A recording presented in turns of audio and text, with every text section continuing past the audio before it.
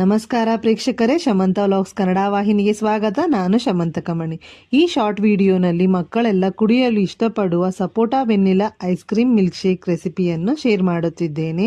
ಇನ್ನು ಇದನ್ನು ತಯಾರಿಸಲು 750 ಗ್ರಾಂನಷ್ಟು ಸಪೋಟಾಗಳನ್ನು ತೆಗೆದುಕೊಂಡಿದ್ದೇನೆ. ಚೆನ್ನಾಗಿ ಹಣ್ಣಾದ ಮೆತ್ತನೆಯ ಸಪೋಟಾಗಳನ್ನು ತೆಗೆದುಕೊಳ್ಳಿ. ಇನ್ನು ತಿರುಳನ್ನೆಲ್ಲ ಹೇಗೆ ತೆಗೆಯಬೇಕು ಎಂದು ಈಗಾಗಲೇ ತಿಳಿಸಿದ್ದೇನೆ ಮತ್ತು ತೋರಿಸಿದ್ದೇನೆ.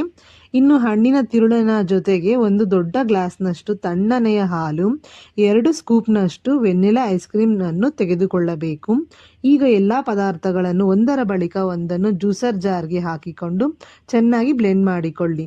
ಹಾಗೂ ಸಕ್ಕರೆಯ ಅವಶ್ಯ ಇರುವುದಿಲ್ಲ, ಏಕೆಂದರೆ ಚೆನ್ನಾಗಿ ಹಣ್ಣಾದಂತಹ ಹಣ್ಣುಗಳ ಬಳಕೆ ಮತ್ತು ಐಸ್ ಕ್ರೀಮ್ ಉಪಯೋಗಿಸುವುದರಿಂದಾಗಿ.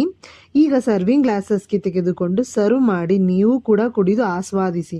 ಮತ್ತೊಂದು ವಿಡಿಯೋನಲ್ಲಿ ಭೇಟಿಯಾಗುತ್ತೇನೆ. ಶುಭ ದಿನ ನಿಮ್ಮದಾಗಲಿ.